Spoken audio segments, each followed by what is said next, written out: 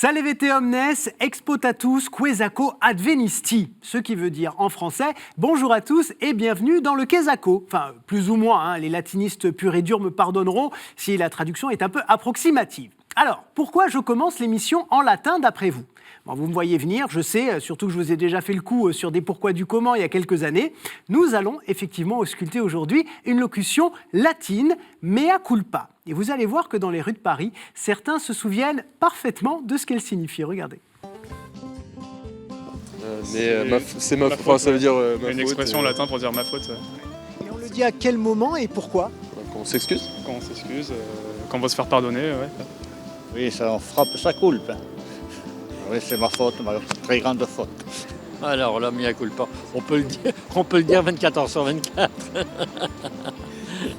Quand je me trompe, c'est de ma faute, voilà.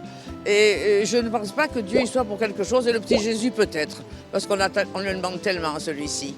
Et c'est tellement bon d'y croire, mais quand on n'y croit plus, on fait semblant.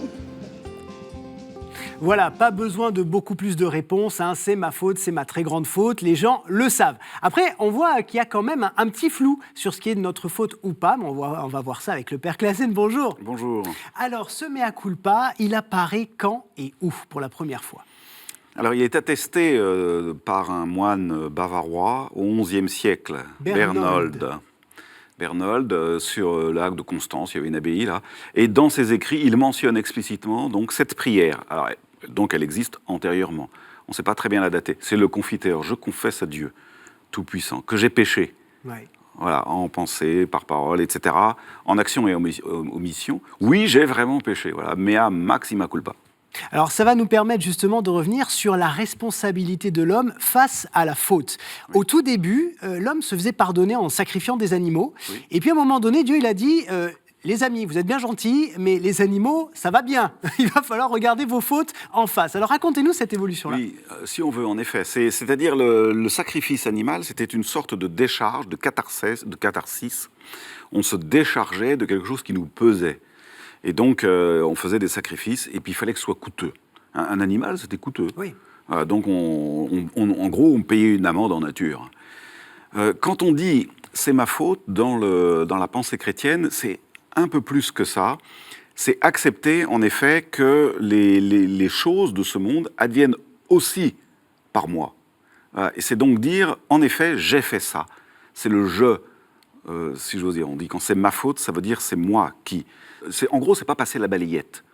C'est se convertir vraiment. D'où l'expression dans le psaume qui dit c'est ce qui plaît à Dieu, c'est un esprit brisé. Ça ne veut pas dire que Dieu veut nous casser. Ou ça ne veut pas non plus dire que ce sont, je sais pas, des esprits renfrognés, minables. C'est un peu agressif, c'est vrai, comme expression, comme ça, de prime abord. Oui, mais ça veut dire qu'il ne veut pas de sacrifice. Mais il veut qu'on se convertisse en vérité. Ouais. C'est-à-dire que c'est un esprit prétentieux qui doit se briser. C'est la coquille, si vous voulez, qui doit se briser. Et il faut véritablement se convertir de l'intérieur. Et en effet, dire « c'est ma faute », c'est quelque chose qui intériorise beaucoup plus, qui radicalise beaucoup plus le désir de conversion. Alors, on va peut-être maintenant répondre à une question que se posent beaucoup de gens qui nous regardent. C'est ma faute, d'accord, mais c'est ma faute de quoi ? C'est-à-dire, c'est quoi nos fautes ? C'est tout ce qu'on fait ? C'est un petit peu ? C'est quoi ? Oui, alors là, en effet, il faut faire à tout prix le distinguo, c'est-à-dire tout n'est pas égal.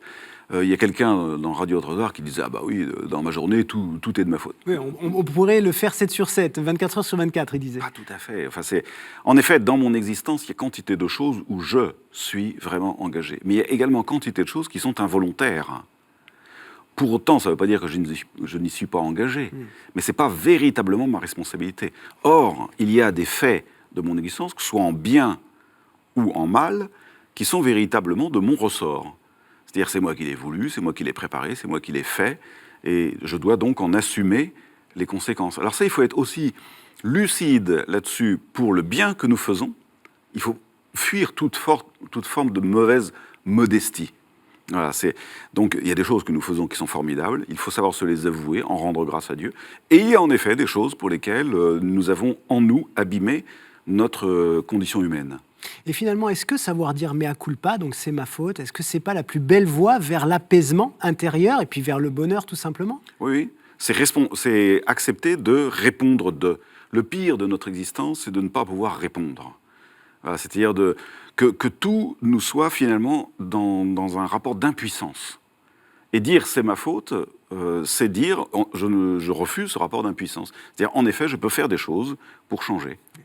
Merci beaucoup, Père Clasen, pour toutes ces précisions. Et puis, merci à vous d'avoir suivi cette émission que j'espère utile dans votre cheminement spirituel pendant ce carême. On se retrouve évidemment la semaine prochaine avec beaucoup de bonheur. Ciao.